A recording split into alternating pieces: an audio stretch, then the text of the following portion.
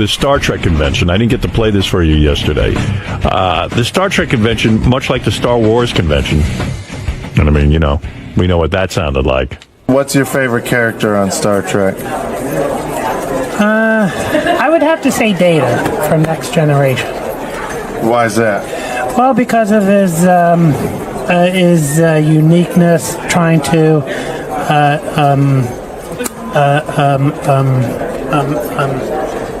emulate human beings because he's a machine and he wants to be human. Data. By the way, most of the people he interviewed were into Data. Wow, I didn't know Data was that big a deal. Yeah, Data. Data's the robot dude. Artie probably don't even know who Data is. No idea. You didn't do the Next Generation. No. I don't think he did the first generation. You didn't ever. You're not a Star Trek guy. Not at all. Not at all. Not at all, no. Data. And this guy's kind of a high-pitched dude. I know, he's got that high-pitched mic thing. I'm into Data. So what do you expect to do here at the convention? Well, I expect to get some autographs here and also and see what other memorabilia I can get that I don't have yet. All right, well, thank you very much. Thank you. He might be a stuttering high-pitched guy. Yeah. He's a find. That guy I really. can see why Data would be his guy. Yeah, Data. Well, here's another dude. What are you doing here? I'm doing here to get pictures with different stars. Now, why do you like getting pictures with stars so much? Which I get along with stars more than I do with neighbors. Who's your favorite star? Frank Sinatra and Michael Jackson. Who are you looking forward to meeting today? Today, I met Susie today. Who? Susie. What was her name again? Susan. Susan Anton. What's she doing at the Star Trek? What don't the know. fuck happened to Susan Anton? That is such a name. Oh, she was so Yeah, hot. she was hot. Remember she Dudley married Moore. Dudley Moore? Yeah, and that went horribly wrong. You know it's a man's world when Susan Anton marries Dudley Moore, and Dudley Moore's treating her like shit. I saw Eddie Murphy at Radio City Music Hall. Me and my two buddies, we sat in the back row in 1985. Right. And the big fucking thing in the whole room was when Dudley Moore walked in with Susan Anton. They walked right by us in the aisle. She dwarfed him. Yeah. I mean, it was weird because I guess Eddie Murphy and Dudley Moore had just done that awful movie together, Best Defense. Remember that? Really horrible movie. But I mean, Susan Anton is that. First of all, can we get that guy to sit in on the news? Yeah. We have his info, that guy. Susan, she wasn't there. I think he was just trying to think of a name. Maybe he meant Sulu because he kept going Sulu. No, there was a woman named Susie. I don't know her last name, but she was from like Next Generation or something. I think. Oh. Could you say shrimp sauce saucers Shrimp sausage. again? Shrimp sauce sausage. Shrimp sauce sausage. Yeah. So that's that guy. See, there's other dudes there too. It's a pretty amazing crowd that's collected at the Star Trek That's convention. great. Now, are these people dressed as anything, or are they just in... Some of them were, yeah. Yeah. Was any of those guys dressed as Data? No, those guys weren't. But there were like Borg there, and then there was Klingons and things Borg, like that. huh? Yeah. It's a weird move, like the guys who decide to come in costume and dress up as a Borg. And then there's guys who just disrespect it and don't show up in costume. Then you feel like an asshole for being in a costume. Well, I was in a costume. I What were felt you like wearing? an asshole. Well, we got to do something that's not copywritten on Howard TV. So Right. I just had like a generic silver spacesuit with pointy Oh, ears so you were just a spaceman. and sunglasses. You created your own character. Yeah. Yeah, that's not cool. For Howard TV, you can't dress up as Data? That's bullshit. no. Of course you can. I mean, there's weird rules. Just to be safe, we got something that I think was you could have bent that plain. one. I don't see a huge lawsuit. Don't they sell Data costumes? Yeah. Yeah. I don't you can know. wear it. That's bullshit. Sometimes our guys think they're lawyers and Right. They're I don't know always what the fuck they're doing. overthinking things. Yeah. Well, I mean, they did get me to look like an idiot, so that mission was accomplished. I like Richard's legal advice. There's weird rules. Yeah. This guy knew the show, huh? Yeah, the Lisp guy. Hi, Howard. I don't mind meeting all them girls you got with the big chest. I'm so jealous, Howard. You got all the girls with the big boobs. You love big boobies? Oh, yeah. Now, what about, do you know Robin Quivers? Yeah, Clippers. Oh, Clippers. Oh, my God. She's a knockout. What do you think of Robin Quivers? She's nice. She's got big boobs. Yeah. I don't know how big. I've never seen them.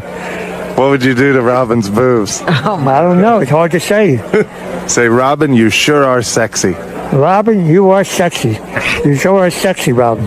So who all have you met from the Stern Show? Jackie the Throat Man, Stuttering John, Robin, Baba Bowie. Baba Bowie. Baba Bowie. I could see Fred playing that one now. Bob Bowie. And who? Baba Bowie. Baba Bowie. Baba Bowie. How was Baba Bowie? Nice. Baba Bowie.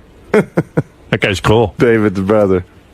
Highlights of the Star Trek convention will be on Howard TV tomorrow night, as a matter of fact. Guys from Howard TV were in here this morning doing some sort of technical thing to improve things. They got some big tracking camera now. Oh, really? That moved? Yeah, Scott DePace was saying it's really hard to have stationary cameras on a show that's so moving. He needs to sweep the studio. So I see. they got one of those things coming in. What's your name? Paul. I've been going to conventions in Philly since I was in my teens. I've been trekking many, many years. So what's so great about Star Trek? The stuff they have out now, like the tricorders and all that other stuff, the gear, all the inventions they're making up now. Oh, my God. This is a nightmare. Maybe you ought to go there and meet a guy. This sounds like you went to a hospital. Oh, this is For guys terrible. with head injuries.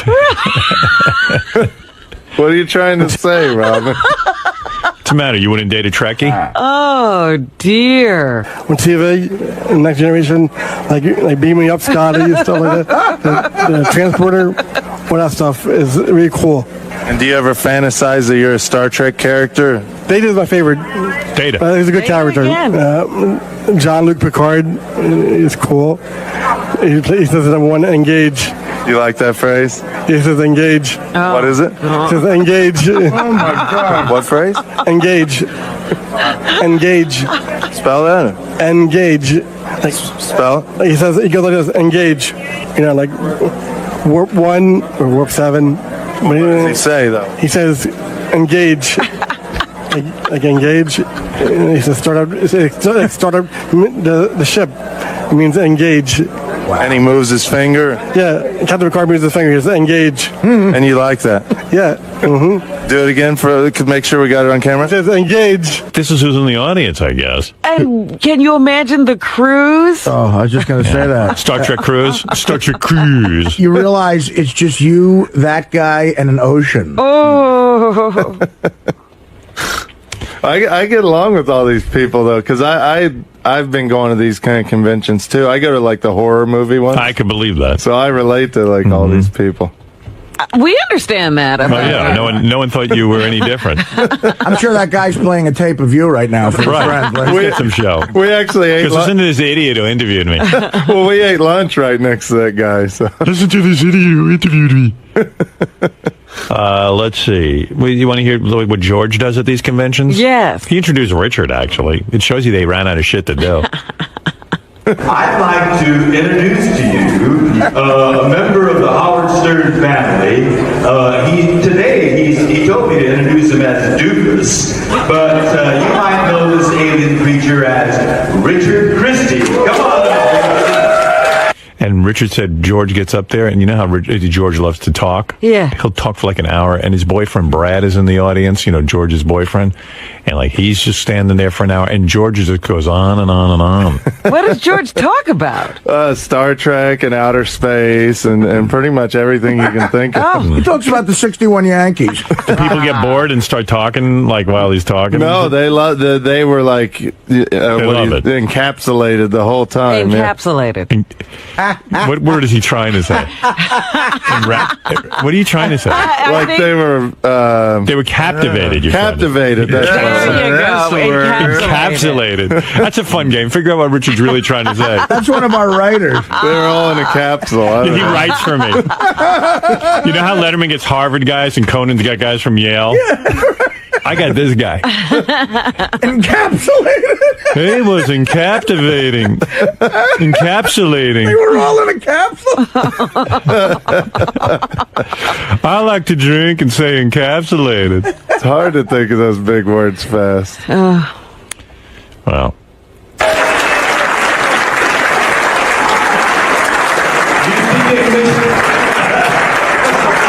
Did you say stuff? I just said how great George is doing on the show, and he made a few clips and stuff like that. George. How are you doing, folks? This right here is the best addition ever to the Howard Stern Show. The nicest, sweetest guy ever, and one of the funniest people I've ever met in my life. And we all love George, and he's done such a great job. Well, it's a mutual admiration society, but I don't want to embarrass him by telling him I love Richard, because it has a whole different connotation on the Howard Stern Show. George has seen a lot of me on this show. I have seen all of Richard, unadored, and believe me, it is a sight to behold. Well, thank you, George. Oh, I didn't mean it that way. Oh my! Yours, not mine. George mixing it up. Oh, he's in his element. What a great night in show business. I love when George thinks he's pretty good. Oh my, no, not mine, yours. We were like Abbott and Costello. Yeah, you were his straight man. Yeah.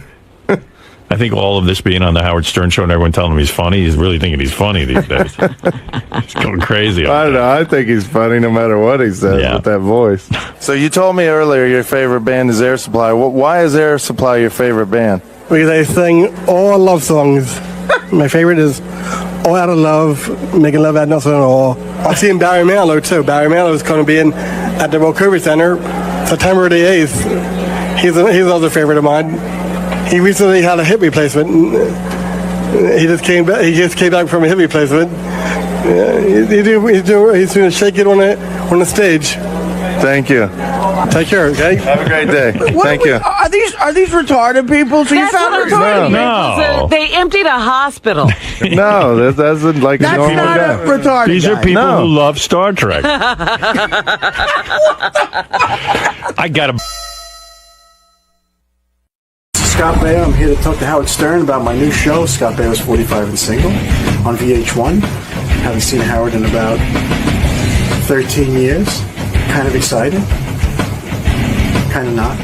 Well, you're bringing some exciting things. He loves reality TV, really? and he loves hearing about chicks you've hooked up with. So it's a good combo. So he'll enjoy the show if he hasn't seen it already, and it'll be fun. All right, we'll see you inside, Scott. Scott Baio is here, boy. I can't wait to talk about this guy's life. This kid was on Happy Days as a young kid and really good-looking kid, and now he's 45. He was lucky because the show was already a hit when they brought him on, right? Yes. I So mean, he just walked into a winning franchise and got to stay there till the very end and got a spin-off and everything. this guy is legendary in Hollywood. You talk about a poon hound. I always say he must stand at the door to show business. He found out where it was. We say he got Pam Anderson in her prime. Oh, before she was Pam Anderson. Let me applaud you and your life. Yeah. Good for you, man. Good. Let me shake your hand. Let me smell your hand. Oh, wait a minute. This is There you are. Anthony Mastramaro says hello. Yes. How you doing? Good. And I have to say hello to Barbara Lee and Barbara Bimmel. I'm done. Your life has been an incredible ride. I mean, people I know in Hollywood who I have met talk about you in the same way they talk about, they talk about Warren you. Beatty? Yeah, I guess so. But Yeah, Warren, sure. but the way you do it, you even fly under the radar. I mean, you were the guy. You not only have an incredible eye for talent. The legend goes that you got Pam Anderson right off the bus as she came in from wherever town, bumfuck Iowa, Canada, and you just literally met her the next day. Before Baywatch, before all of it, pre-titty implant even. I met her at the Playboy Mansion, and she literally was just off the boat, and she was, she's a hot broad, but she was in that she was au natural. Oh. And it was she was a beautiful girl. Beautiful girl. So you say you meet her at the Playboy Mansion. In other words, she had already been selected for the magazine? She had, when I met her, I think her centerfold was just coming out. It hadn't been out yet. And she had not had breast implants? No, but I knew her before her layout because she was on the cover of Playboy, and I was like, wow, that's a really pretty girl. And I went with my buddies to the mansion of her, I think, a Midsummer Night Dream Party. Right. And you just happened to meet her there, and you recognized her. I recognized her. And here was the easy part about it. I walked up to the bar with my friend Steve, and a bunch of girls walked in the door, and I went, all right, Steve, we're up. Let's go. There's some action coming in. And I looked down, and they pulled up right along the bar next to us. And I leaned forward, and this girl leaned forward right at the same time that I was doing it. And I heard her say to her friend, hey, you see that guy at the end of the bar? I had a dream about him. Wow. Talk about an opening. There Jesus Christ. Boom, I move everybody away, and I start talking to her. But not only were you famous, you're a handsome guy. I mean, I don't think you feel funny about that. I mean, you're considered a sex symbol. Thank you. So, I mean, it's unbelievable. I would imagine even in high school, you started with women very young, right? I mean, you were probably a sex symbol in high school. I didn't go to high school. Right, I was making a buck, damn it. So how old were you when you first started getting laid? I mean, 16. 16. And I mean, we were trying even to say, I would bet, I mean, we've heard about some of the women you've had sex with in terms of, we see you in magazines, but I would bet the number isn't in the hundreds. I would say thousands of women you've fucked. To be fair, I've never really did a head count. Like Will Chamberlain said. What he said was Will Chamberlain said 10,000 impossible. women. Well, not for you. Would you say is 3,000 women out of the question? Yeah, it is. Yeah, maybe. God, 1,000. I mean, I don't know. Here's a formula of the guys in the Think about how many broads that is, though. I mean, Will Chamberlain. And you're not talking about broads. You're talking about some of them might be broads. Some of the most beautiful women in the world. What is it, Gary? What is the math? Okay, so he lost his virginity 29 years ago. We figured on TV right away. We know his reputation. Even at 100 women a year for almost 30 years, that's 3,000 women. Yeah, but it wasn't because I had relationships in and out of that, and I was, fairly faithful. Did you ever? Did you ever do a fat chick or like an ugly, heinous chick? Absolutely. Why? Why not? Because you just wanted to see how the rest of us live? You know what? Well, who's a fat chick to you, like Linda Evans? No, you know what? For me, that was giving back. Right. Oh, that was seriously? charity? Are you being serious? Kind of. In other words, explain that. Giving back in what sense? In that because the women were so generous to me. Right. And you didn't want to be an swear asshole. To God, I'm not. This is not an ego thing. I have no ego about this shit. Look, it's been your life. Yeah, stating a fact. And I would feel I would feel good because I knew that this girl wasn't getting much action. Right. You mean you were that sensitive to women's needs? No. It wasn't like, oh, here comes. It was fun. Right. And I'm not degrading them. I'm really not. It was fun because I wish our chicks had that mentality. Did they work harder than beautiful women? Yeah, in a sense, you've had so many beautiful women, and some of them do lay there. Some of them do lay there. So when you would grant an ugly chick, a sex session, they were appreciative. They were nice blowjob, I bet. Right? I mean, very passionate. They were like you had a gun to their head already. Wow. That's a great way to describe. How many Playboy playmates do you figure you've had relations with? He does know this now. I did a head count on that. I think this is a couple of years ago. I think it was 24. Wow. I would expect it to be 23. higher. Wow. So these playmates. Actually, and listen, Mr. Hefner was very nice to me, right. and he's actually a very good guy. And I'm sure you know him. Yes, we praise him. But I got quietly banned from there for a little while. Did Why? you? Because I somehow got to every girl one year without knowing that I'd gotten to every girl one year. And I got a phone call from somebody. You mean saying, every month? Yeah. Wow. And what year was that? Yeah, probably you like gotta have that magazine. 88 or 89. It was a very good year. And I got a phone call from a very nice lady who said, Mr. Bayo, this is so-and-so from the Playboy Mansion. Well, hi, how you doing? But, I'm thinking there's a party she's invited to. You need to slow down a little bit. I feel like an alcoholic. And I said, what do you... Right, yeah. And I said, what are you talking about? She said, you've just been going at it a little too much. I went, and some of the women that you've been talking to, whatever the terminology was, are Mr. Hefner's. I said, okay. She said, so why don't you take it easy for a little while? I'm not coming. Okay, fine, sorry. In other words, she was saying some of these are Mr. Hefner's girls that he fucks, and you're interfering. I didn't know. She wasn't very specific as to what he was doing with them, but do women expect a lot from you sexually, in the sense that you have such a reputation as a lover? Do you have like women who just are waiting to get their socks blown? I've heard about you and I can't wait. I mean, is it that intense? Okay. Here's a story. Okay. I was at a Playboy party, right, and I was standing at the bar getting a drink, and one of the butlers walked over to me, and he says, I got to tell you, I never really got you. I said, what are you talking about? He said, I never understood why you get so many women. Right. And I said, okay, great. Leave me alone. Yeah. He says, now I get it. I said, what happened? He says, well, I was in line for the bathroom and there were two women in front of me. And they were talking about you. Right. And one woman said to the other, Bayo's here, you have to get with him because he makes you come a lot. Wow. Wow. What an honor. Because God, no one has ever had that discussion about me. Because you've never overheard a conversation. Because my thing always is to please them. But do you, and so that's why. So my reputation was. But do you that know I was why? A good lover. But do you know why they say that? And I have a theory. The reason you make women come a lot is, first of all, you're a handsome guy and you're wealthy, and you've had a tremendous success on television. So they immediately get juiced up that they're with Scott Baio. You know what I'm saying? Who knows if the technique is really but there's good. probably other guys with that same sort of and thing going for them. People saying that about them. Is it because you can hold out a long time? Have you mastered that?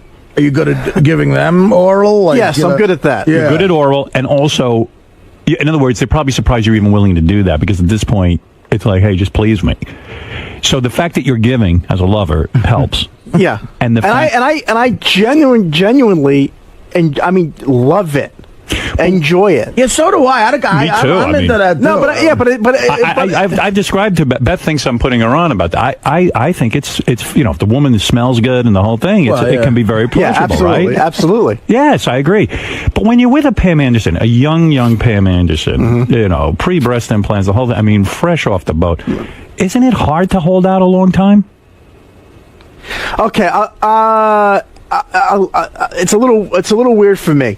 If I really like you and I think you're really hot, I can go forever. Me too. If I'm not really that into you, it's over. Quickly. Yeah. And isn't that a strange paradox in a way? No, yeah, it's because I think we want to impress these women, because every guy in town is looking to get on them. And if you're going to get on them, you got to be good when you get on them. So you'll really concentrate on a chick. Now, wait a minute. How did you get so good? I mean, you didn't come out of... Practice. Okay, so you're saying, like, all of this sex, you really learned a lot about how to please a woman early on. You should write a book about it. Yeah, somebody came to me to write a book, and I mean, you're the guy who knows. And it just got too goofy, and right. It's a long story. I don't want to bore you with it, but somebody leaked it out on the internet, and it became a mess. Well, because one of the great moments on his show, by the way, I enjoyed the show a lot, Scott. Oh, thanks, Ari. We've been talking it up. Thank you. There's a reality show with Scott. That's why he's here. It's called 45 and Single, and the premise is great. He has to go back and he's working with a life coach, and he has to go back and apologize to all the women he banged, including Erin Moran from Happy Days, who took his virginity. I'll tell you what's great about it, too. What's great about it, too, is the life coach is kind of a cute chick, and so you're thinking, God, is he ever going to fuck You'll her? Probably bang her but there's a great scene where he has to go back. Erin Moran was your first lover. Yes. From Happy Days. Right. So he explained having sex with her like, by mistake, you were fucking the couch you were fucking her on. Yeah, I missed the target. Your first time you missed the target. That's good to know. And it was a corduroy couch. I mean, I didn't know what it was supposed to feel like. Right. Did anybody advise you not to bang your co-star from Johnny Lascacci? No, you learn that quick, though. Right. Don't shit where you eat. You learn that you don't do that again. Did it get awkward right when you... Oh, my God. The first girl you had sex with was Erin Moran. Yeah. Okay, so you bang her, and then you realize, well, I'm not in love with her. Right. And But she's in love with you, probably. Right. Because she's still mad you said you were going to marry her. You know, you were a kid. Whatever. I don't know what the hell that was all like, about. get But over it. I don't remember that at all. But yeah, no. What happened was after we and when you first, well, for me, I'm sure for everyone, when you first start having sex, and then that person is always still around. You just keep doing it. I mean, there's just, in the dressing room, up in the rafters, and, Right. and the Psycho, not that was Universal, up in the Western streets, in the back lot of Paramount, Right. everywhere. And then all of a sudden, you discover other women. Right. And you go, who the hell's this chick? Get away from me. You're in the Right. way. You're disgusted. Yeah, come on. Right. I got other broads coming here, and who needs you? So how'd you break up with her? We didn't break up. It just sort of kind of dissolved into nothingness and hate and hatred and awkwardness. And then the chemistry on the show is kind of... Yeah, and then Howard, we had to and then after that, then we started doing Joni Loves Chachi, which was even worse. I was supposed to be in love with the girl, Right. moving to Chicago with her, and she hates me. Right. And I really don't like her all that much. Wow. I got to make out with her. And I'm like, ugh, ugh. See- and it's not physical about her going, ugh. It's like, I've been there and I don't want to go there I anymore. understand completely. It's just that magic is broken. In Yeah. fact, if you'd never banged her, you probably could have kept the magic going. Oh, absolutely. Yeah. So, as a ladies' man, I got a million questions to ask Sure. you. So, if I'm here, Howard. I got nothing to do for another couple hours. fantastic. When a woman has like a vaginosis, a smell, how do you handle that?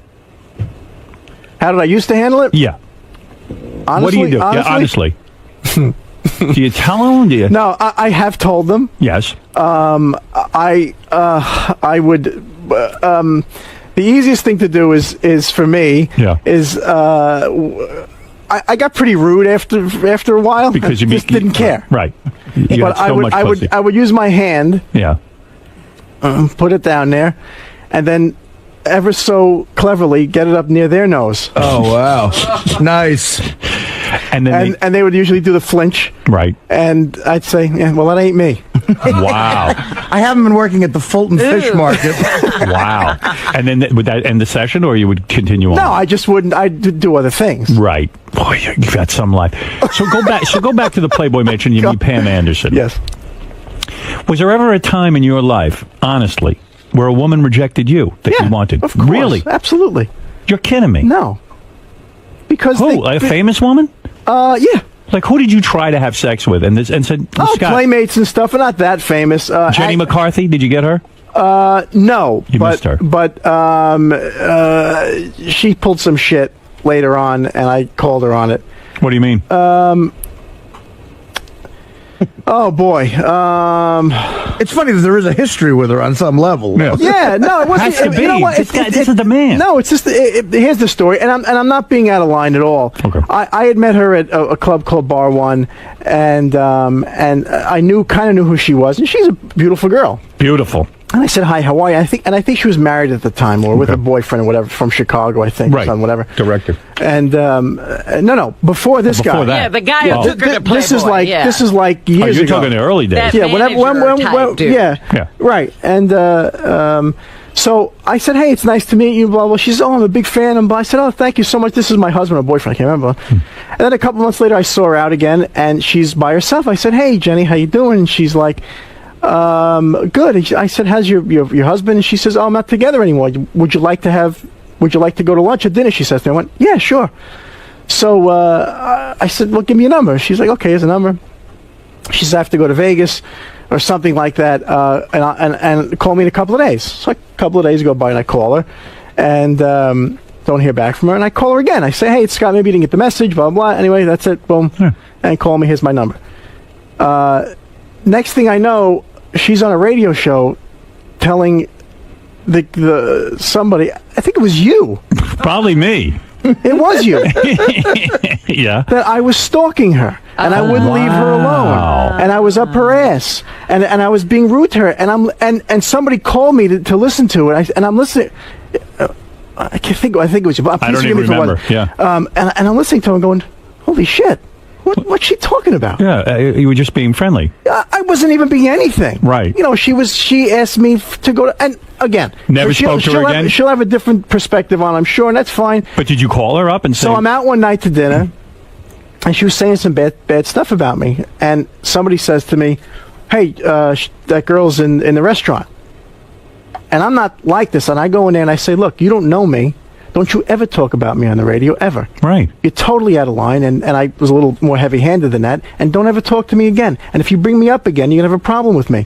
And only because, if I'm an ass, I know it. Right. And I just wasn't.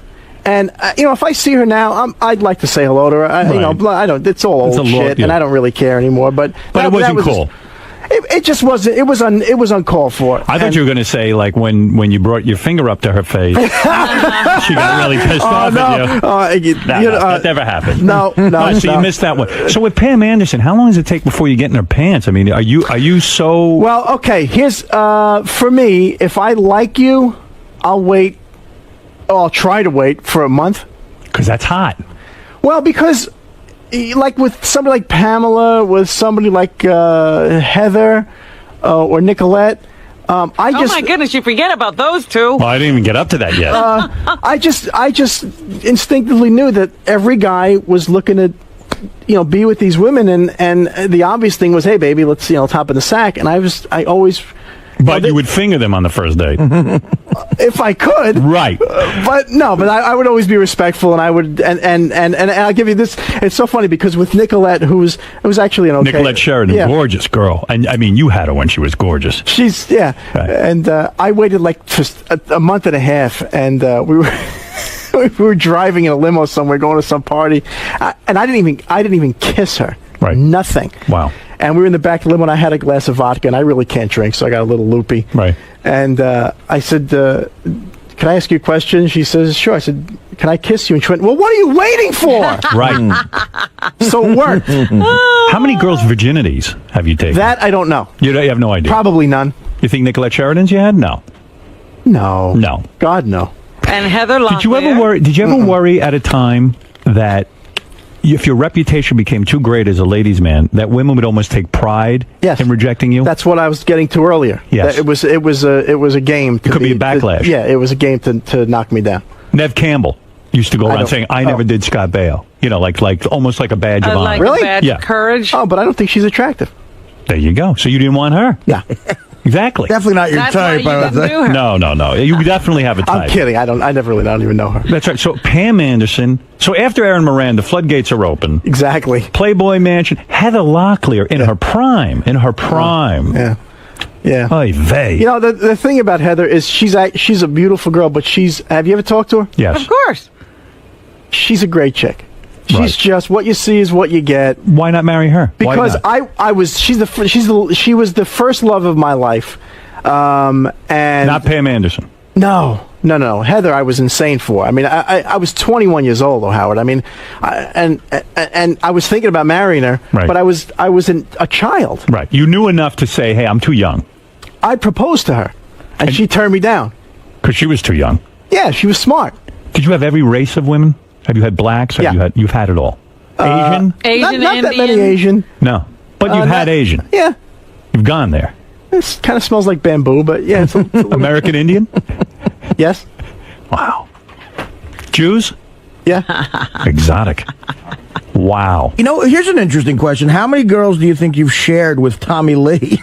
The ones that we know about? We know about two, but it seems like maybe he follows you. He follows you, yeah. Thankfully. Which is good.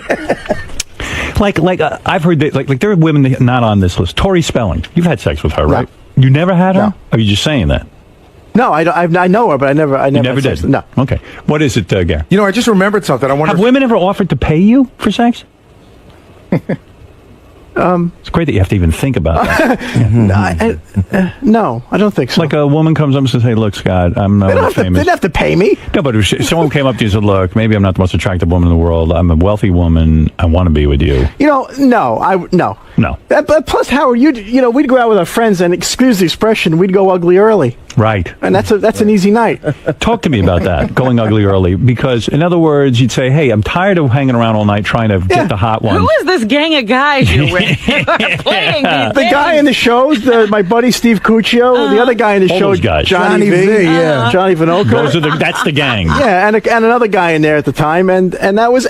But look, I know guys who really hate you. I know guys who hate you just because they even say it's not fair. I know. I agree. You even hate you. Yeah, I do. You do. See, but on the show, this is interesting too because again, Johnny V is one of those guys that is sort of like he's like he refer to him as like a wingman. You're getting him laid, sort of, right? Like that's been the situation. How, like, what kind of hot chicks has he gotten because of you? Is it extraordinary? Like, okay, I'll tell you how the Johnny V thing works. Yeah. Because I'm curious about this. Because he wants to hang with you. Well, I mean, look, this guy, Johnny V seems like a nice guy, but he's not. He seems a little bit, you know. You got to remember, this is back in my heyday. It's a little different now. You know, I can't go picking up 20-year-old broads in a bar anymore. Yes, you can, but you don't have to. Who needs the aggravation? Right. But Johnny's whole thing was, and I heard him say this to women. You want Scott, you got to go through me. Wow. And I would just laugh. And I thought, okay. You've done threesomes. You've done all of that. Yeah. What is it, Gary? I just remember. I totally blocked this out, but I just remember this. Scott's one of a handful of celebrities that actually called me years ago to scream at me. Do you remember calling me to yell at me? Why? It was right after the Aaron Moran interview. Oh, and Aaron Moran said that you had a little dick. And it was like West Coast time, so it was like 11:30 in the office. Somebody said Scott Baio's on the phone. I do and remember you yelled that. at me. You were, you go, that fucking bitch. You were so angry. You probably don't remember, but you were really angry. Gary, you know what? You sure it was me? Positive. I remember you. It just doesn't sound like me, but you maybe somebody called and pretended to be Scott. Howard, I'm almost positive it was him, but I remember it was right. It was the Aaron Moran thing. I go under the notion I really don't care what you say about me as long as you say my name right. I mean, it might have been maybe I was hungover. Listen, there are tons of people who have to talk to you. We're here to celebrate Scott's new show. Let me just say this plug: Thank you. 45 and single. Scott Baio, 45 and single. I've seen it, already seen it. It's a lot of fun. The show Sunday nights at 10:30 on VH1. Yeah, I can't wait for the next one, and that's weird with me in reality TV. Right. It's an excellent not show. A big fan. But it's not cool. About the finances. Where does the money come from? Oh, please, Happy Days. Whose money? Your money. Oh, are you kidding me? Happy Days and Joni Loves Chachi. Boom, you're done. Joni Love Chachi didn't last that Charles in Charge. Charles in Charge syndication. Are you worth over 100 million? To be the money. No. Are you worth 50 million? 100 million? Are you worth 50 million? No. 20 million. Something. You're a millionaire, right? Yeah. Okay. I got money. In other words, I'm comfortable. You're not sitting and worrying about your next paycheck. No. Don't, Robin, listen, I did a lot. I didn't stop working from the time I was 14 to like 37. Yeah, but we don't see you that much now. And then from 37 to like 36 to like 40, all I did was direct. Oh, okay. See, I don't know. No, I understand. No, I make a buck. But you directed sitcoms, Scott? Yeah, I There's did. a lot of money in that, man. Yeah, Absolutely. And you're also forgetting Foxes and Bugsy Malone. Well, those were 100 years ago. But I did a series with Dick Van Dyke for a couple of years. I did another series prior to that. He's a good actor. Thing. I had a lot Josh, you're on the air. Prescription medicine. Yeah. Howard, how you doing? Right. Yep. Okay. All right, just making sure. No, but thank Robin has to thanks check for on your you. concern. No, I was in your neighborhood the other day, actually. My aunt and uncle live in Staten Island. Oh, yeah? They said Robin Quivers lives over here. I was like, really? Let's go ring her bell. There's a lot to get to here. Scott, you must stay on topic, and because this is a very important interview. Howard, I'm here for you. Thank you, Josh. He's already trying to bang Robin. Josh, wait a minute. Josh in St. Louis, go ahead. Let Josh get a word in. Hey, Yeah. Howard, Yeah. got a question. Just kind of a blast from the past from Scott. Sandy Kearns, that was on the show with him on Charles in Charge. Mm-hmm. My mom actually went to high school with her and is still good friends with her. I did not have sex with her. You did not. That's it. F, Mary, kill. Pam Anderson, Erica Eleniak, Nicole Eggert. You have to F one, you have to marry one, and you have to kill one. Who are the three? Pam Anderson, Erica Eleniak, Nicole Eggert. I forgot about Nicole Eggert. Yeah. That's a great story I want to talk to you about. Who do you kill? Who do you marry? And who do you fuck? Does it? I don't have to give you a reason for killing them because I have to kill one. You have to kill one. You have to. I'll kill Erica. Right. No, but because I have to kill somebody. You have to kill someone. I'll marry Nicole. No, wait. What was it? Erica Laniak. F, marry, or marry. Kill. Marry? F, marry, or kill. Who would you marry in that group? Probably Nicole. And then you'd have Pam. Yeah, because I'd have that's the only other option. Is Pam great in bed? I mean, I gotta know. Look, I gotta. For me, this is by your standards. No, for me, great because I loved her. Right. You know, and I'm not a chandelier swinging guy. I'm not into all that crazy retarded stuff. You don't need it. I just, I just like to make love. I mean, I do. And so Pam is great in bed. She's good. She's very loving. She's good. Who's the greatest? Hands down, greatest lover of all my time. past? Of your past. Heather Locklear. Heather Locklear. Yeah. Heather Locklear. Yeah. Why? Just, you know, she's so adorable, and I mean this in a loving way. You want to bite her nose off. You know, you want to rip her head. You want to rip her head out. Yes. You know, that's what Richie Sambora said. Wants to rip her head off. I think he does For a now, different reason, but that's why. And Heather Locklear, she sucks like she has a gun to her head. Oh, I like her so much. Don't put me in that position. All right, understood. Wow. So now, what is your deal? You are involved in a relationship? I am. And you want to get married? I do. Oh. If a woman gives you anal, is that important to you? No. You don't care about it? No. You've done it? Barely. Rarely. Yeah. And what has your longest relationship been? Is it 5 years. 5 years. Heather Locklear? No. My last girlfriend before this one. Right. You made that clear on the show. All right, here's some other names I'm going to throw at you. Go. Scale of 1 to 10. Tell me if they're great lovers. Denise Richards. 3. Really? 3 out of what? Why? Is she 10? crazy? I mean, I think she's beautiful. Yeah, very. But what is it? Is she too self-involved? She just lay there? I don't know. It was just whether it was a chemistry thing. It was just sort of. It was not great. No. Interesting. Not for me. Wow. Brooke Shields. I never slept with her. But you fooled around. No, I never laid a glove on her. Really? Never. Why? Because when I was hanging out with her, she was 16. I see. Too young. Yeah.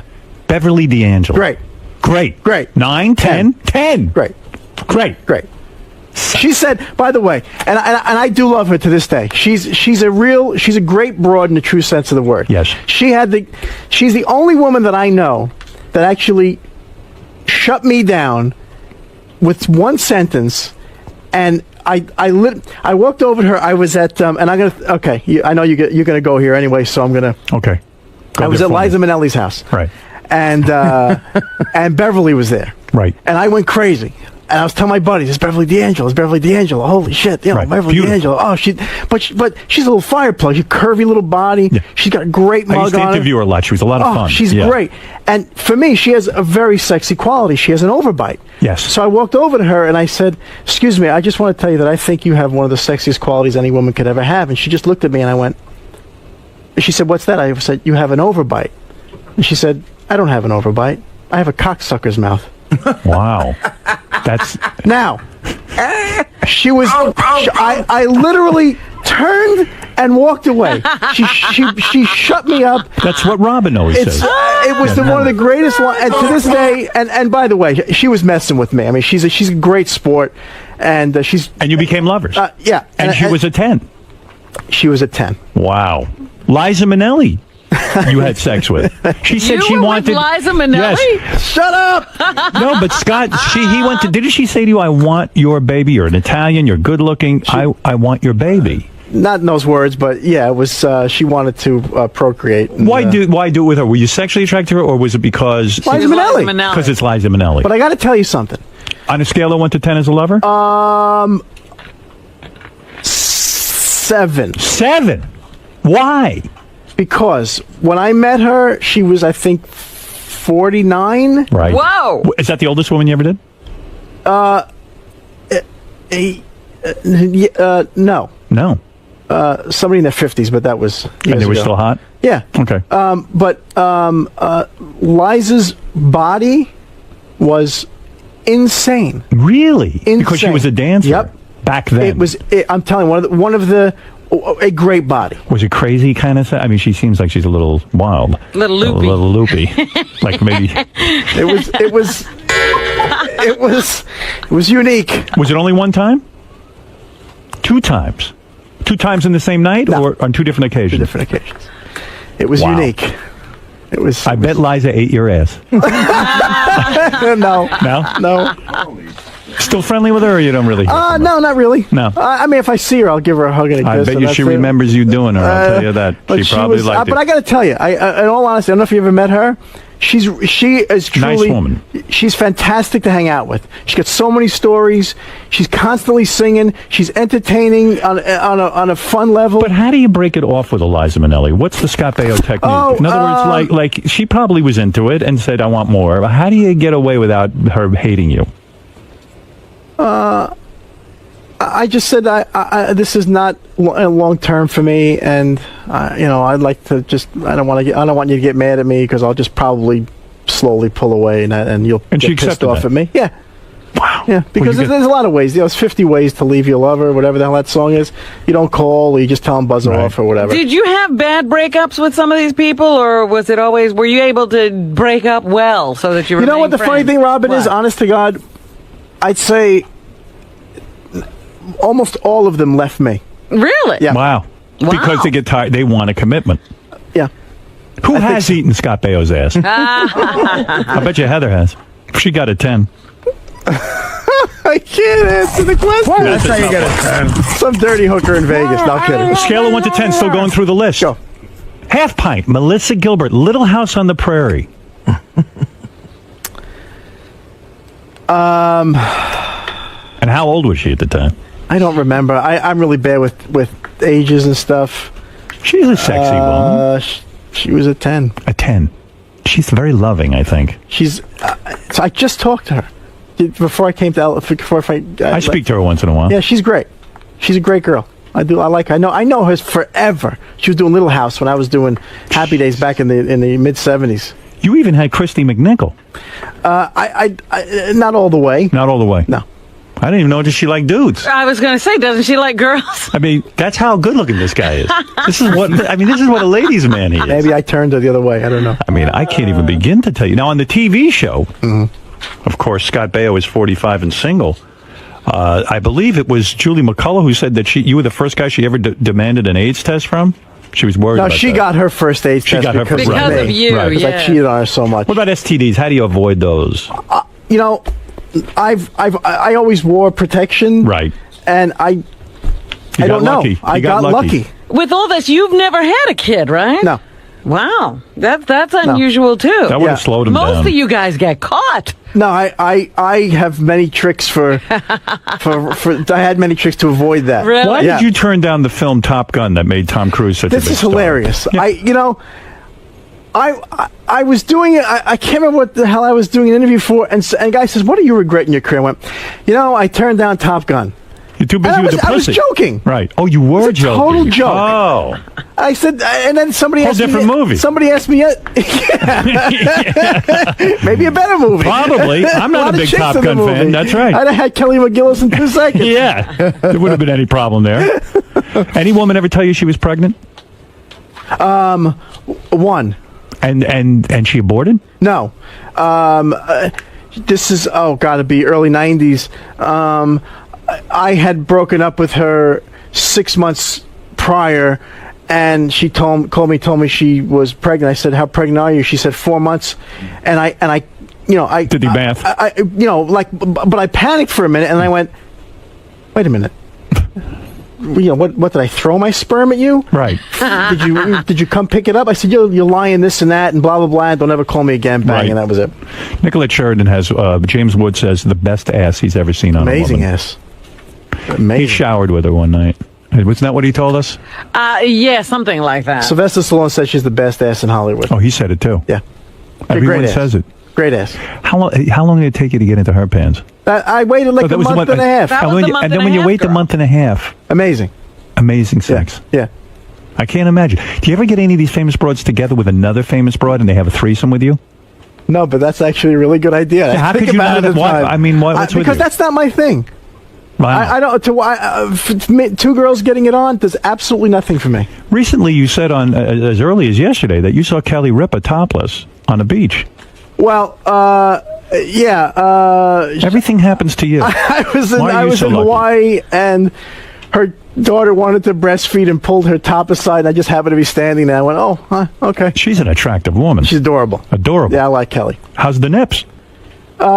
It was all good. Great Everything nips. was terrific. Yeah, Nice. she was terrific. Distracted, Christ. great little body.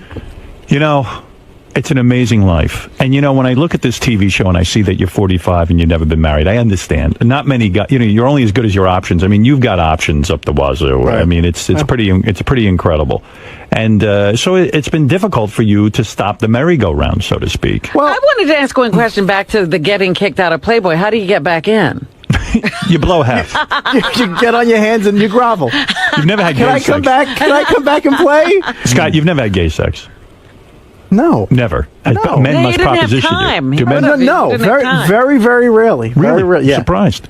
No. Yeah, let's not even kid around like that. Yeah, no. I just got to know. I got to ask the questions. I'm No. sorry, Artie. I got to know. I got to But know. no, you know, I tell you the reason I've never been married. Getting back to what you said earlier, Howard, was because it was so easy for me.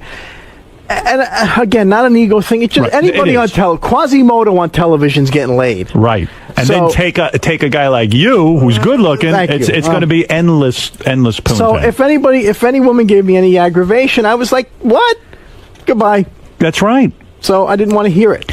Now, Right. did your mother ever say, "But Scott, I want grandkids"? What are you doing? My mother was actually very sort of quiet about it. My father, who just passed away in March. Sorry to hear that. Thank you. His thing was I would go over to his house and he had a subscription to Playboy. And he'd come downstairs and he'd open the magazine. He'd go, "You know her?" "Yeah, Dad." "Good." And then next month, "You know her?" "No, I haven't met her yet. She's nice." Your poor father. Oh, He had to be my jealous of you God. on Oh, some he loved level. it. He Probably is loved what it. killed him. He couldn't believe the list you had going. All right, let's take a couple of phone calls while we have some time. I recommend strongly that you watch Scott Baio is 45 and Single. It's Sunday nights at 10:30 on VH1.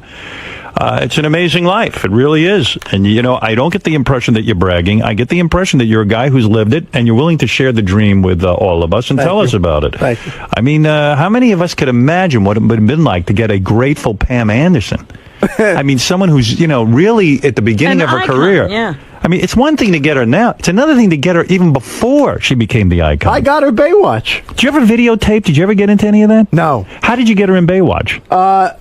There was a wardrobe lady that was going to do Baywatch from Charles in Charge, and I said, "Hey, here's my girl's picture. To bring it over there." Wow. And then she brought it to the casting people, and they wanted to see her. And Did she change after she got Baywatch? you know what happened, honestly, Howard? She was really a naturally beautiful woman, natural large breasts, and just a stunning body. And and I don't know, maybe a year and a half into the relationship, and I don't know what happened. She came home and said, she started hanging out with some people. And she came home and said, "I think I'm going to get my breasts done." And I literally said, "Smaller?" And she said, "No." And I went, "Oh shit! Oh, I got a problem." And I somehow instinctively knew that it was over. Because she was getting breast implants, you knew the relationship would end. Because I knew that something had gotten to her. Right. And I didn't know what it was exactly, and I knew that something changed in her. Oh, Christ. But Nice you're right. music. It's Nice so, call on the music. after a while having that many women, this is a silly question, but my director did bring it up to me earlier. He said, at some level, does it get boring? Well, Howard, yes. Does it really? Does it get boring? No. Strange girls never get boring. Right. You know, there's that line in The Devil's Advocate, that first walk into a strange girl's bedroom, you'll have that for the rest of eternity. It's a pretty cool thing. But what happened was I just got very jaded. And certain things didn't do anything for me anymore. Like? My buddy Steve and I would on a Saturday night or Friday night in LA would rent the suite up on top of the Argyle, and it was this great Art Deco building. And we had one girl that we knew who was bisexual or whatever, and we would. We'd get our fishing rods out and put her on the end of our hook and just throw her into a nightclub and, reel her back in with a bunch of other women. Right. And all sort of go up to the room, and there'd be like this pile of women in the bed. And I just didn't care. Right. I just go outside and smoke a cigar. I didn't care. Has Scott, this is the key question. Has Scott Baio ever used Viagra? No. So you don't need any of that shit? Not yet. Wow. So why now marriage? Because I want to have a kid. I'm physically exhausted. He's done it all. And, at some level, you're probably like, gee, maybe I'm missing out with something with monogamy or something. Maybe. But at a certain point, it just, honestly. What are your friends gonna do? Well, some of the, some of them are married, some of them are getting married. Yeah. But it just became, honestly, Robin, I did not want to be that guy in the bar that people are going, Jesus, is this guy still out? Yeah, it can get to be weird. It's a fine line. Let's go to a couple of phone callers. There's so many people on the line. I've never seen the phone so jam-packed. This is a true moment. Scott Baio is 45 and single, Sunday nights, 10:30 on VH1. I watch it, and it's very good. Pete, you're on the air in Philadelphia. Hey now, what's going on? Hey now.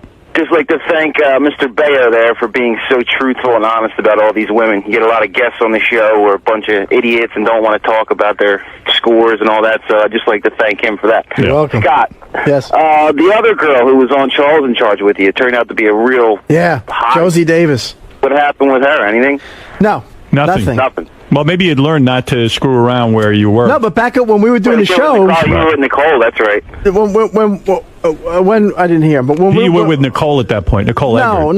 No. See how guys know your timeline. Yeah, no. It's legendary. No, Josie back then was this, and I've said this to her face, was this ugly duckling, and she became this gorgeous, amazingly beautiful girl. Nicole Eggert's another girl I used to fantasize about. She's a sexy little thing. Yeah, I knew her back, like probably when you were banging her, because we worked, I think, at NBC when we met her, or maybe early K-Rock. Right. And wow. She's cute. What'd she do to her career? It's like she's self-destructed. A lot of these broads go wrong. I think she's set, and I think she doesn't really care anymore, to be perfectly honest with you. She got into real estate pretty heavy. Oh, no kidding. Yeah.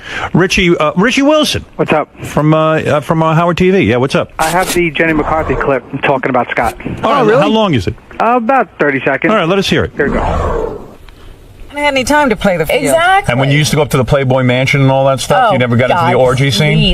With Scott Baio, Chachi turns man. No, you said you said that you met Scott Baio, and then you just went on a radio show and said you met Scott Baio, and then he badmouthed you? Oh, yeah, I was on a radio show, and they said, who hits on Playmates? I'm like, no, I'm not saying. I'm like, well, Scott Baio's always at the mansion. Right. And they started singing a song that Chachi loves Playmates, and I went to Sushiko that night, a restaurant, and he came up to me and said, I'm like, hi, Scott, and he goes, you effing da-da-da, screaming at me. Really? Saying, how dare you humiliate me like this? Yeah. Don't ever do it again. Yeah, you humiliated Scott Baio. I was like, I didn't do anything. No, help me. Now, you see, it wasn't my show.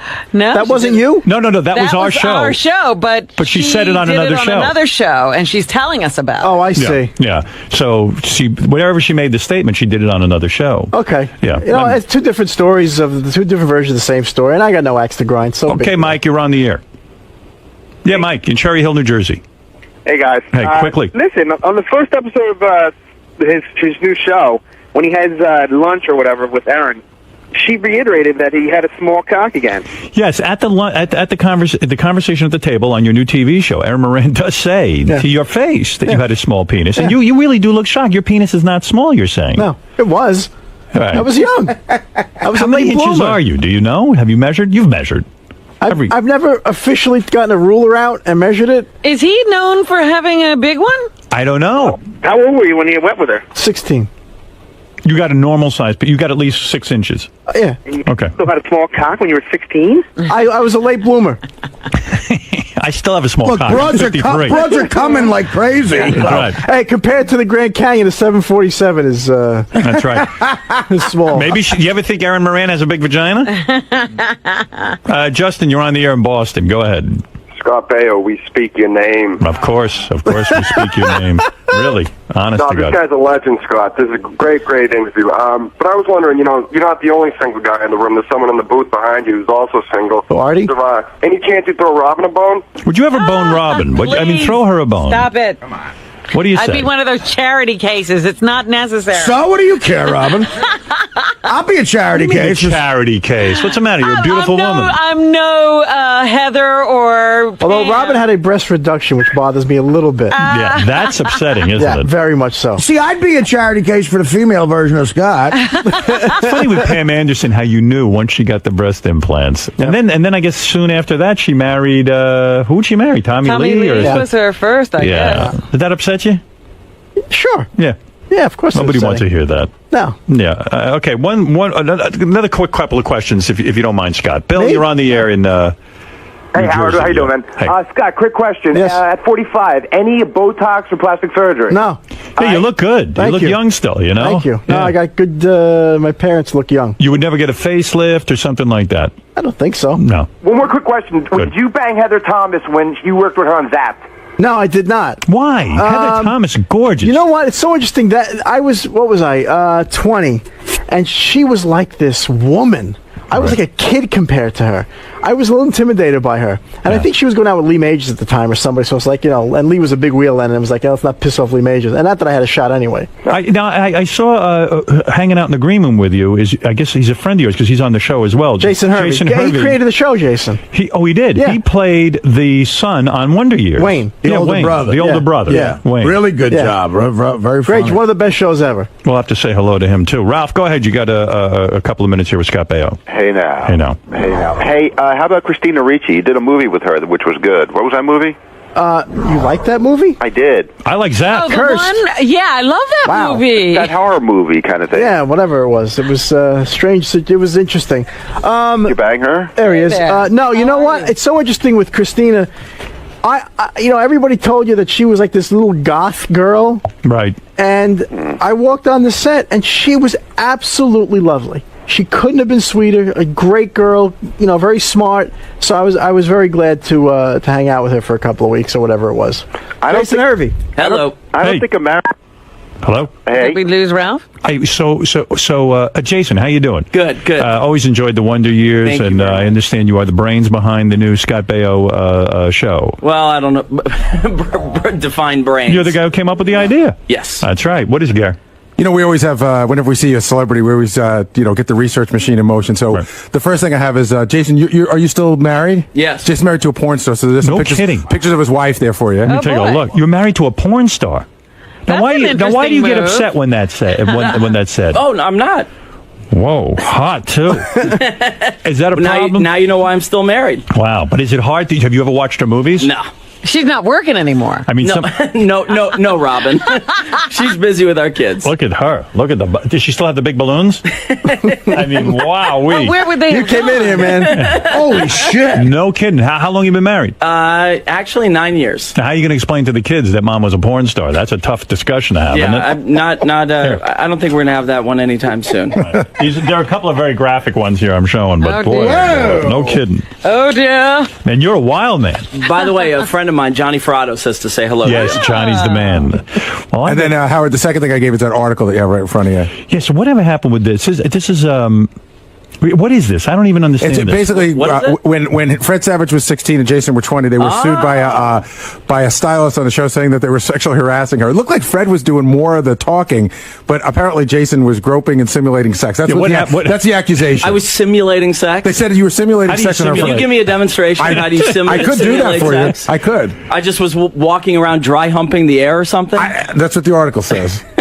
You are a man of controversy. It could have been Dan Lauria. My business partner, Eric Bischoff, controversy creates cash. Were your parents upset when you married a porn star? Were they like, hey, what are you doing? No. They No, met not her. at They all. understood that was a business decision for her? Great girl, wonderful, mother of my kids. Right. Family loves her. It is what it is. Scott, you're friendly with her? She's lovely. She's a sweet girl. She And you really never is. put the moves on her? Sometimes you can't control yourself. I did accidentally. Well, no, my penis has no control. Has total control of me. And you've had sex with married women, I assume, right? Probably. Yes. But listen, you're going to stay away from Jason's wife. You know what? I had a question for Scott. Yes. You seem like He has been asking to go out to dinner a lot lately. I have. Well, that's a move. You I gotta don't be know that careful. I'd want him around my girl. That's right. That's second right. season I on had the guys show. like that, but you seem like an intelligent guy. You know. Really? Well, yeah. What a You shock. do. I mean, you do. You seem very like a. I mean, you seem like a smart guy. Was there ever a problem with like these chicks being a little too vapid for you? Like, I don't know. Okay, I'm speaking out of turn. I'll give you. Pam Anderson seems a little dopey. I'll give you a story. You know, have time for a story? Yeah. It's a true story.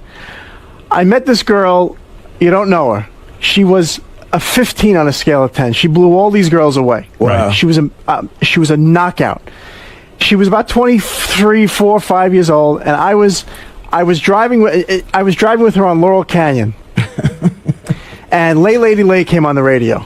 Right. I haven't seen this girl for a couple of months. Famous Dylan tone. And I said, "Oh wow, I haven't heard this song in so long. I love this song." She turns to me. She says, "Who is this?" And I said, "It's Bob Dylan." She says, "Who's that?" And I said, Get ready for I this. said, "Wait, who's Bob Dylan?" She goes, "Oh, no, I know who he is. He used to play with the Who, right?" On my life, I stopped the car. I said, "Get out." Good for you. And she got out. Right. And I never saw her again. I didn't give a shit how she got home. She was too stupid, and she's probably still trying to get home. That's how stupid she was. But is Pam Anderson a smart girl? Because I don't know. I don't know her how that about well, this? but- Pamela is a savvy girl. Right. She's not necessarily world smart, but she's very, very street smart girl. And fun. Oh, all right. She's fun. Yeah. Yeah, she's fun. You married your wife in 98, the porn star. But she didn't quit porn till 2000. What are you talking about? I'm telling you the timeline, for real. No, that's your timeline is completely I'm completely off. wrong? You're completely Too bad. off. That would have been a much Maybe better story. What are you kidding me, Howard? Movies came out after that. Yeah. Is sex please. better with a porn star? I mean, you've had both. Yeah, I've had both. Howard, I'm still married. 9 years, man. What about you, Scott? You ever do a porn star? Yes. You have? Yeah. You weren't afraid? Of disease? Yeah, you know, I'd be a little afraid. Yeah, I was very afraid. But you did I it. had to go down the road. Was it great?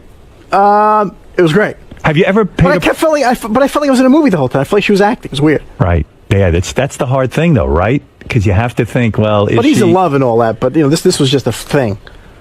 Hey, Howard. Did you... What? I'm sorry. I'm sitting here reading. Richard just gave me Angel Heart's bio. Uh-oh. It's you know what? It's a tough read. Oh, boy. I don't want to hear it. The guy's married now. He's the mother of his kids. No, I'm going to skip it. Good. Shut the fuck Don't up. believe everything you read, too. Well, listen. She was a porno star. You fell in love, and she's hot. She's great. She's great. We're still married a decade later, man. That's amazing. Listen. It really is. To be married 10 years? To anyone. No, that's what's amazing. That is. Forget who it is. And she's a good woman. Great woman.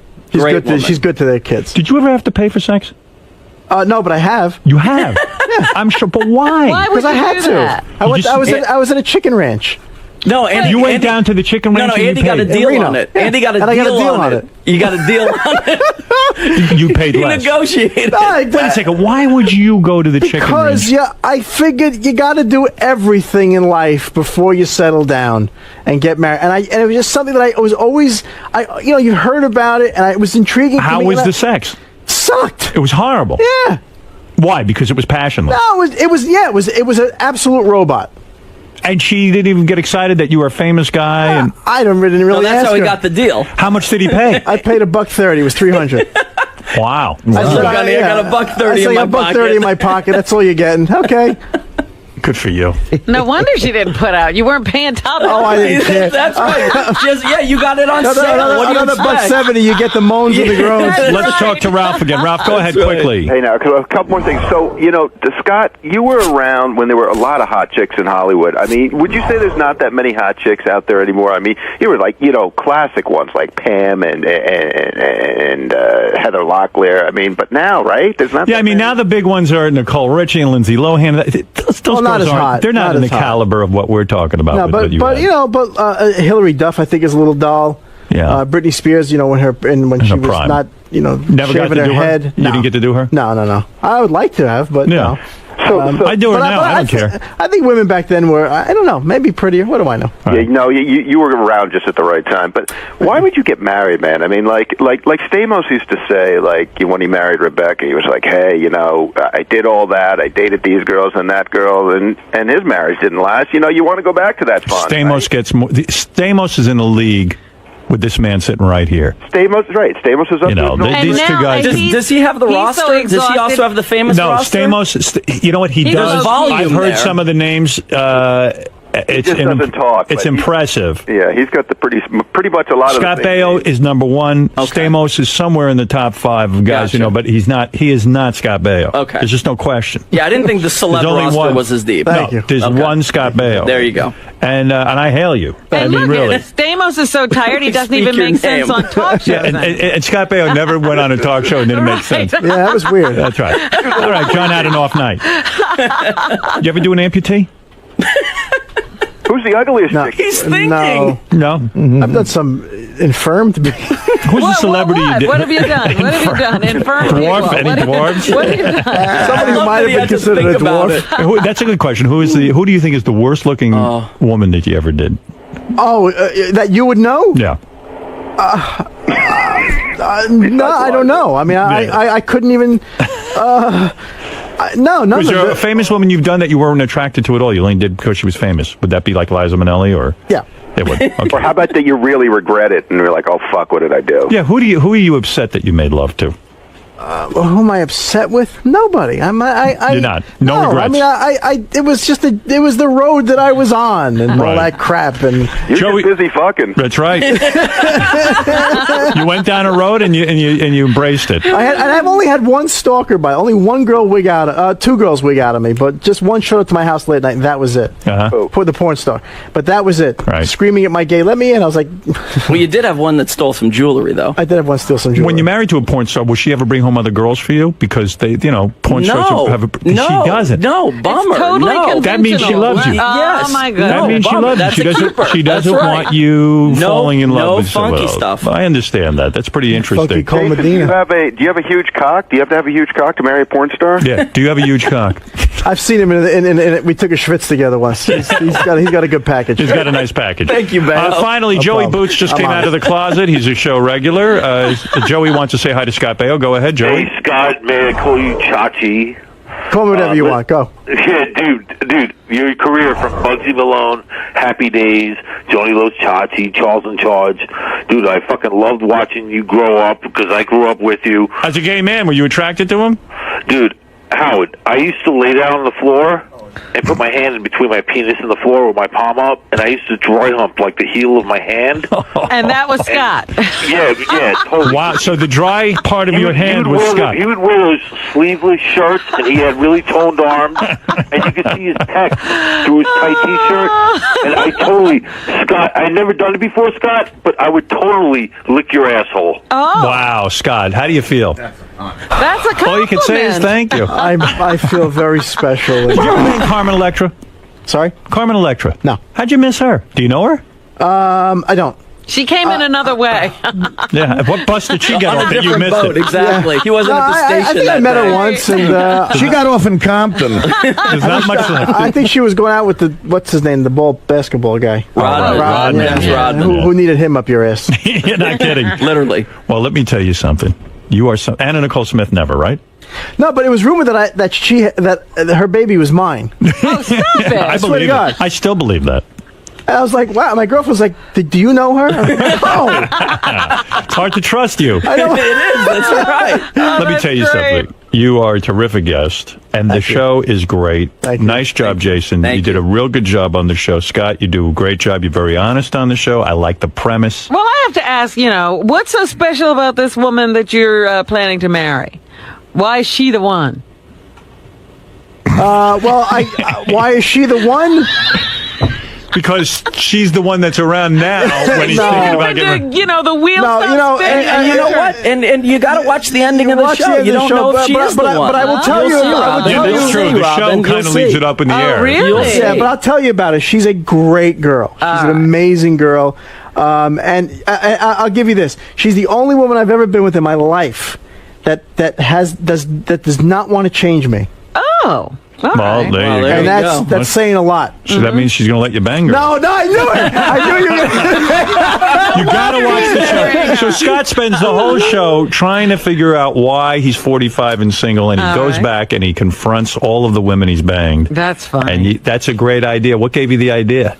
We're friends. We've known each other for about 10, 15 years, and he was at this point in his life, and in in reality, not in television reality, but in reality in the sense where he's at this crossroads, he's in a relationship, and every time that he gets to a certain point where he is engaged in a relationship with a woman that he cares about, he kind of hits this wall. Right. And we had this dialogue, and, kind of came back and noodled an idea for him. And Did you? Were you the one who approached VH1? Yeah. You did the whole thing? Yeah, we did the whole thing. Cool. And my partner, Eric Bischoff, and myself, and a company called Three Ball Productions, who does Breaking Bonaducci and a bunch of other shows, and put this together for Scott, and he's great. Can I pitch you my show? Artie Lang is 39 and fat. I'd watch that. And I go back and talk to certain restaurant owners. You go back and reconcile. Well, Scott, you're a great guy. You really are. You. And we celebrate your new show. Thank you very got much. Quite a career and quite a history in life, which very few of us can even comprehend or understand. It's a rare, you're living in a rarefied air, if you know what I mean. That, Thank you. That there are maybe 5 guys who can quote a story like you do. Scott Baio's 45 and single. Why? Sunday nights at 10:30 on VH1. And you, guys. let's take a break. We'll be back right after this. Thanks, guys. Thank you. Right. Wow, Well, guys. that was fun. It was fun. That was good. Scott, do you have a good time in there? Oh, always. He was, always. I'm only my second time, always. No, he was great. He's a great guy. I have to say, that was the most impressive list I've ever heard in my entire Well, thank you. We aim to please. Were you more candid than normal guests because of the premise of your show, or are you normally just okay No, with because you know what? At a certain point, really, who cares? It's my life, and it's out there anyway, and it's fun talking about it, and that's all. A lot of guests come in here really guarded and afraid to talk because they're afraid of backlash from the people they're talking about, and also, that doesn't concern you. I think they're more afraid of Howard. And I didn't really say anything bad about anybody. I'm just telling, versions of stories that I lived. Right, exactly. So. Do you think Howard's maybe making the wrong call, being a married? He's a married man for a while. He's been in a lengthy relationship. Should he try to test the market? Oh, I don't know. I have no advice for anybody on any of that stuff. You want to get married, be happy and get married. Either way, you wowed him today, and he loved your interview. Oh, good. So. Well, thanks. All right, man. Praise indeed. Thank you. Good luck with the show. Thanks, man. TV and talked to Howard. It was the first time I actually used bad language on Sirius. Because you guys are old friends. You've been doing the show for a long time now. A long time, but he doesn't have to keep his finger on the red button anymore. So this could be a better interview. I hope so. Watch it. Are you there, you mother? I hope so. All right. Well, good luck today and have fun in there. Thanks a lot. Hey, Leslie West is here. I love this guy. Leslie put out a new mountain album. I told him to come in and promote the damn thing. I saw Leslie at the Beacon. Just passed all with the Allman Brothers run at the Crossroads. There he is. There's Leslie. And beat it. Still looks good. Leslie, looking better. I always thought Leslie would be dead by now, but Right, he's he still looks running. better. He's still strong and alive and healthy. You look good. Believe it or not, Leslie's my inspiration. I exactly know why you took heroin. How long were you on heroin, Leslie? A long time. How many years? 6 years. 6 years. 6 years. Artie can't say that. Well, no, I'm a pussy. You see, let me explain the points of taking heroin on you. Yeah, go ahead. When you have the sweets afterwards, right, brings your head down. Yeah, no. And then you do that? Yeah, no, I know. I'm sure Artie knows everything. No, I went through all that. But how long, in other words, how long were you for 6 solid years living from like fix to fix type of thing? Or did you get clean at all for like a brief time in those 6 years? So, wow, so you strung together 6 years of staying on heroin. It's tough to do, isn't it? Did you go through all your money at the time? I mean, if the habit does get expensive. The smart thing I did was all my royalty checks I had sent to my grandfather. Because I was smart enough. Good idea. So how much a day did you spend on heroin? I don't know. Would you say $500 a day? Probably. Wow. And I was snorting it for most of the time. Did you go to the needle? You did go to the needle. Yeah, somebody gave me the brilliant idea once. Well, if you skin pop it, you can use less. Oh. For a day. I heard that too. See, that's what Keith Richards said. Keith Richards said he would only mostly skin pop before he would mainline it. And then now, what's the difference between skin popping and mainlining? Somebody explained when I went to the rehab hospital and University of Pennsylvania. We're sitting in one of those group meetings, and this guy is talking. He says, "Well, to describe snorting, though, is sort of like taking roller skates. And skin popping is sort of like driving a car. But shooting, it's like taking a motherfucking 747. Well, right away. No, but what mainline is you find, you tie yourself off and you find that vein. You know what I mean? You find that act, and you put it right into the fucking vein. That's mainline. I never did that. Skin pop is you just find some fatty skin. Stick it in your ass anywhere. Right. Wow. Was skin popping better than snorting? Yeah. You well, get for it faster. for a couple of days. Right. And then all of a sudden, but Howard, I came so close to picking up a needle just to see, because I got to the point where I couldn't get high quick enough. Right. And I was frustrated, and I was spending more and more money. You mean because it took time for the drug to work its way through your nose? Get into your system. The euphoria of the first time snorting it was amazing, and I was trying to match that. I feel like I'm in a fucking methadone.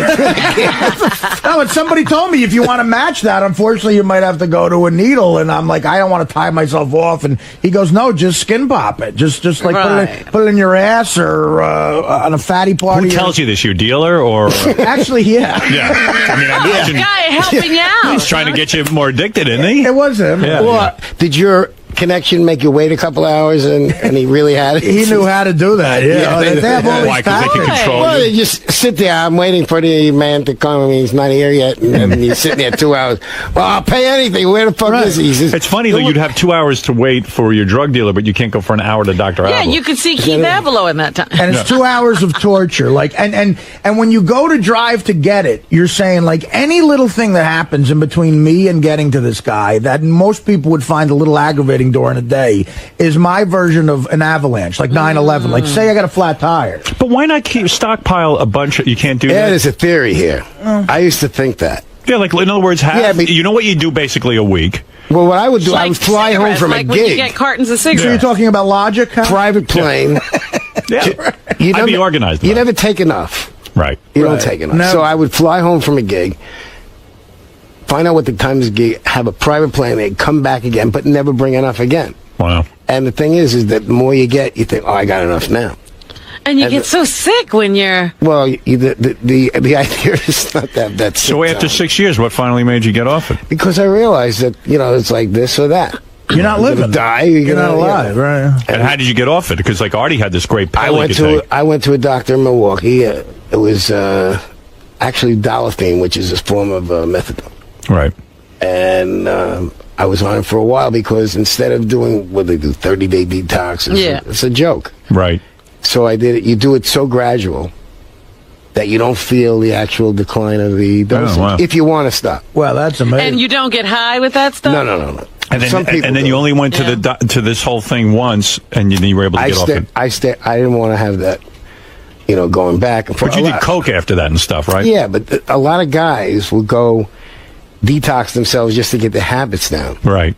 And start again. And believe it or not, the guitar meant more to me than that after a while. Well, thank God for the guitar. Yeah, thank God for great. the guitar. Hey, what were you telling Gary that you did the guitar work on Who's Next? What? The original get the Who's Next remixes. Really? When we went in the studio at the record player, Pete Townsend's company, Track, they managed us in England. Right. So their manager at the time, Kit Lambert, called me up and said, Pete wants you to play guitar on Who. I said, he plays guitar. Right.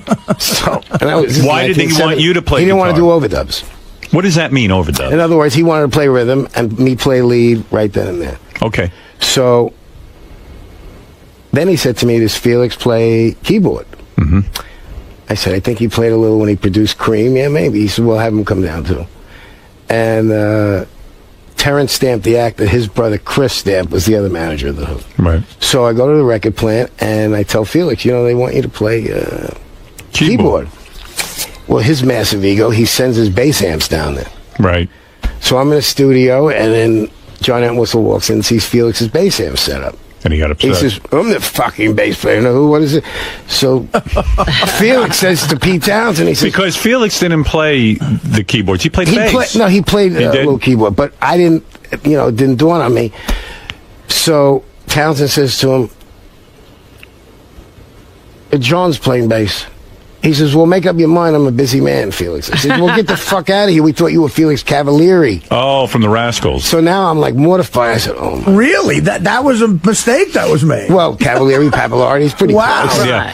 So wait a second. So So you wait get a in the studio. I get in the studio, and we go upstairs to the 6th floor, and he plays the demos of the Who's Next. Which is probably Can't their Get Fooled greatest Again. album. Yeah. Baby, Don't You Do It. Isn't Bob O'Reilly on that too? Yeah. That one I didn't play on, but it's the first time he used that Putney synthesizer. And right. So Jack Douglas was doing the engineering, and then we did the whole album. And how long did you stay there working on it? It was like 3 days. 3 days. That I did. So why are you not credited on the album? Here's what happened. They went back to England. Lynn Johns redid the album, remixed it. Yeah. Then a couple of years later, if you have it here, you'll hear the Who's Next remixes with most stuff that I did. And the booklet. Well, then, what about the Who's Next album? Is that your lead or is it Townsend's? On the first one, yeah, that's him. Oh, that's him. So, what do you think he listened to your leads and then copied them? I don't know if somebody's sharp enough in this Sirius archive. Did you get angry about that you weren't credited? No, because I realized that some of the stuff was really sloppy that day. Were you paid for this gig? Yeah, you were. What do you get for doing 3 days? It was session, but it was my first year. Mountain was like the first or second year. I was a nervous fat kid from Queens.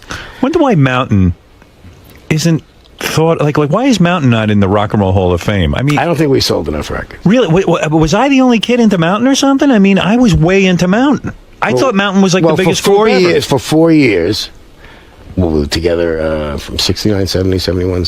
We broke up for a year, and then we got back together after West Bruce and Lang.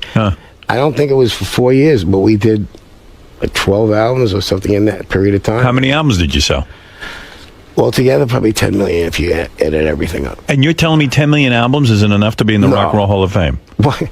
Are you shitting me? Are you what about Ronnie Spector? Why is she in the Rock and Roll Hall of Fame? I mean, Phil basically. Who knows? Why is Bob Seger? Last time Bob Seger, when he got in, he said that the reason that he got in was because there was a groundswell of people, fan base. It wasn't because the record company said, "Well, Bob Seger's." A lot of these old black guys never sold a record. And they never got a royalty either. They're trying to, make up for not giving them any money or royalties or credit. Hey, Howard? 10 million albums, a lot of albums, yeah. Somebody sent me a note when we were doing that rap the other day. Like, the band Chicago isn't in the Rock and Roll Hall of Fame. Do you think they should be in? No. How about the Moody Blues aren't in the Rock and Roll Hall of Fame? No, they should be. For a while, Chicago sold so many records, and I don't know what happened. Even their schmaltzy stuff, that's heard all over the place. But well, wait a second. How come the Moody Blues wouldn't be? Didn't the Moody Blues come out before the Beatles did Sgt. Pepper's? Wasn't that kind of like the start of all that orchestral rock? I think so. Yeah, I mean, and Mountain? No, I think 10 million for how many albums? A lot of albums. Leslie. A lot of albums. And Seeger didn't have enough to where it had to be a groundswell even for Seeger? I think. Well, listen, Seeger sold a lot more than that. I thought he was more of a How many albums has John Cougar Mellencamp sold in his life? He was a big star in the 80s. He is, but I bet he sold about 10 For a million while, albums. a lot of the groups that got in were on Atlantic Records. Right. Yeah, you're right. I mean, thinking about it, 10 million. That's a lot of albums. I mean, how many could Cougar have sold? 20? Well, I'll give you an example. I did this Night of Guitars tour with Robbie Krieger from The Doors, and we were on the bus, all the guitar players. Right. And somebody said, how many albums have you sold between you? I said, 100 million. I think The Doors sold 90 and we sold 10. Right. Well, The Doors. You talk about a super group now. I mean, the Doors. Are the Doors in the Rock and Roll Hall of Fame? They must be. I made it into the New York Long Island Hall of Fame last year with Billy Joel. But that's horseshit. You know what? You Billy should be Joel, in the Rock and Roll Hall of Fame. And look, Billy's in the Rock and Roll Hall of Fame. Billy was great that night. He got up and made a speech. He says, the Grateful Dead, the Jefferson Airplane, the Starship. Any group from Long Island could have kicked those groups' asses. I mean, that's right. He was like, Mountain was the killer band of all time. Really great. Really, really great. I remember you told me you used to play some of the stuff in your bedroom to piss your mother off. Yeah, I mean, I loved it. It's exactly the way I sounded, too. Hey, Leslie, when you were saying that with the Who's Next album, the first time they used the Putnam synthesizer, you mean the beginning of like Bob O'Reilly, where it's that's a Putney synthesizer? Yeah, and the thing is, they plugged it in with those telephone cords that what was Lily Tomlin's character on Laughing? Which one? Remember that switchboard? The switchboard? Oh, Ernestine. Yeah. That's the way you plugged in the different settings with those kind of plugs. Anthony, you're on the air. Yeah, I know what you're talking about. That's how they have them on radio, too. Anthony. Howard. Hey. What's up, man? Hey. Yo, Leslie, I'm like the biggest Who fan you're going to find anywhere. And I'm just looking through the remastered Who's Next record, and I can't find your name on anything. Is there a reason why? Yeah, is Baby Don't You Do It there in the booklet? Are you looking in the booklet? I'm looking at Baby Don't You Do It. I don't see your name. Read the booklet. Read it to us. Through right now. Because I was like totally surprised to hear that, man. Like He's got to read the whole little booklet? I got to really read through it. It doesn't say the musicians on the... No, I mean, it says people like Billy Hutton and Nicky Hopkins and stuff like that, but I don't see your name anywhere. The Who's Next remixes. Yeah. The remixed album with all the bonus tracks and everything. Came out like in the 90s. You've seen it, right? Yeah. I have it in my house. I mean, I was so surprised to hear that you were on it. Well, do you have it right there? Yeah, I'm looking at it right now. Where's Baby Don't You Do It? Put it on. Baby Don't You Do It. All right, hold on a second. Marvin Gaye song. Yeah, Marvin Gaye remix on the remixed CD. You want him to play it? You can. Townsend's on the Want me left. to play the My song? lead I'll on play the the right. song. Yeah. but he's saying it's not credited. It is in there. No, but it has the name Leslie West written on there? Yeah.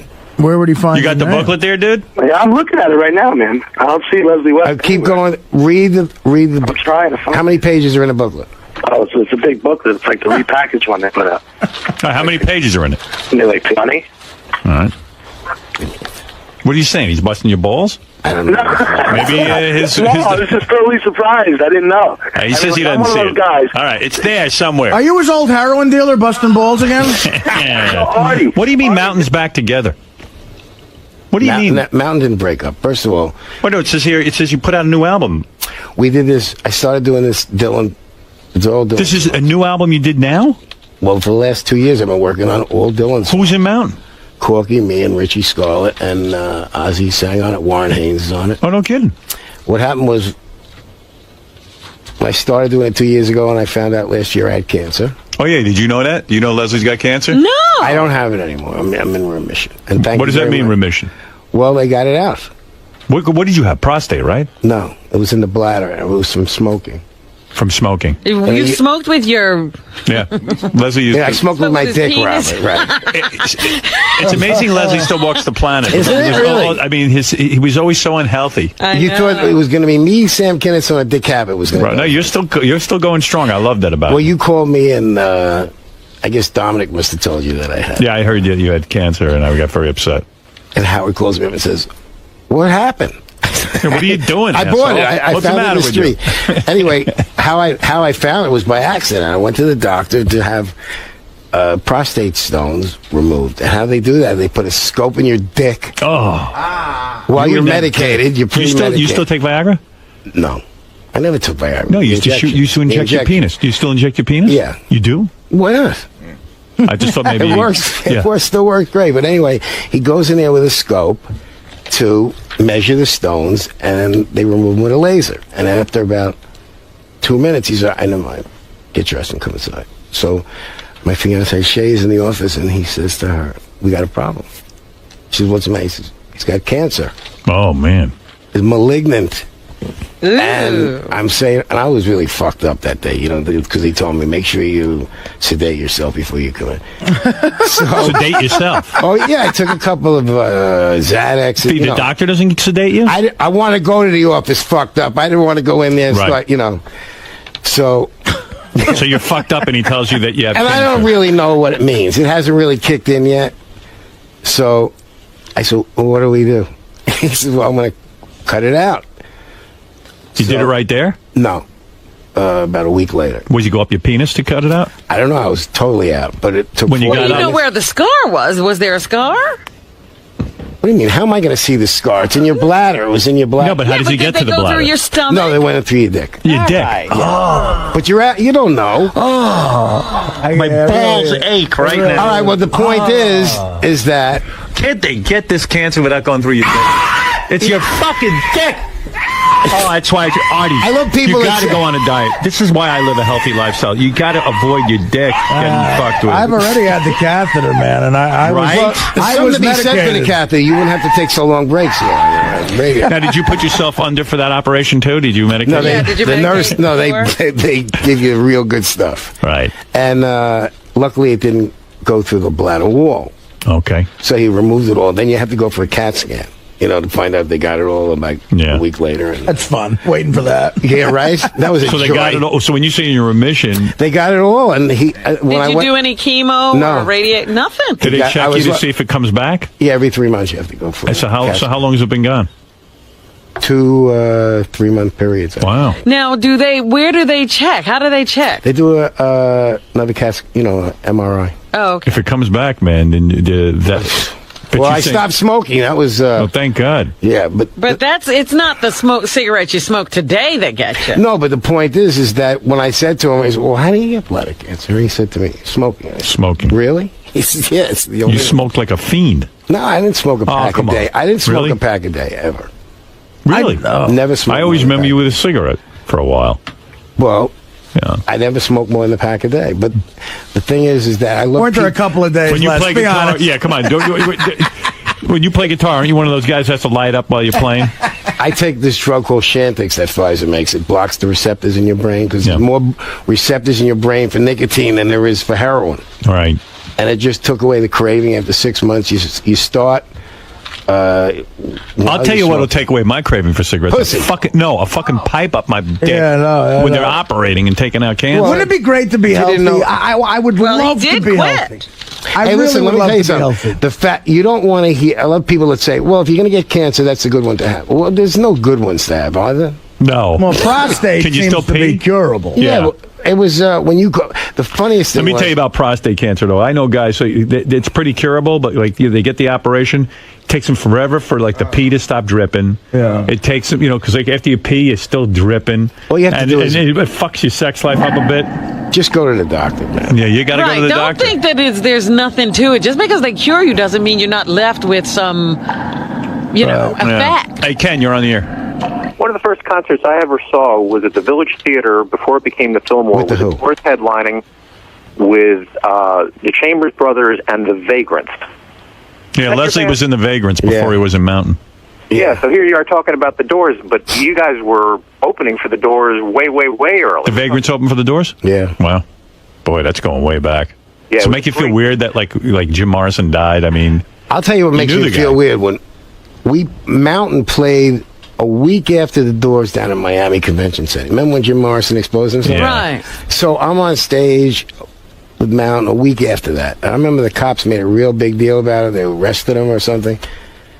And I'm doing my guitar solo, and the cops are in front of the stage, and they're holding back the kids. And the cops were talking and making noise while I was playing my guitar solo. I yelled at one of the cops, "Shut the fuck up." uh-oh. And all of a sudden, the cops came running to the stage. I ran out the back into the car, changed my hotel room.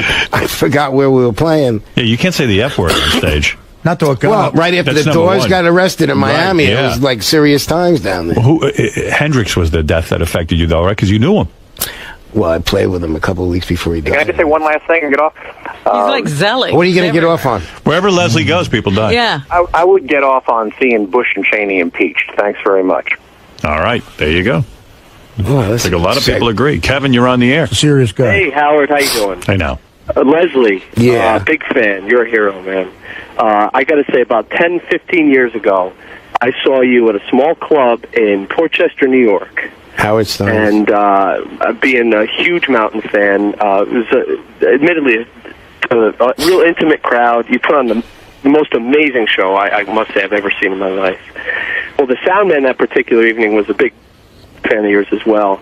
And you had him reduced to tears by the end of the night from yelling at him in front of everybody and berating him. You yelled at the guy?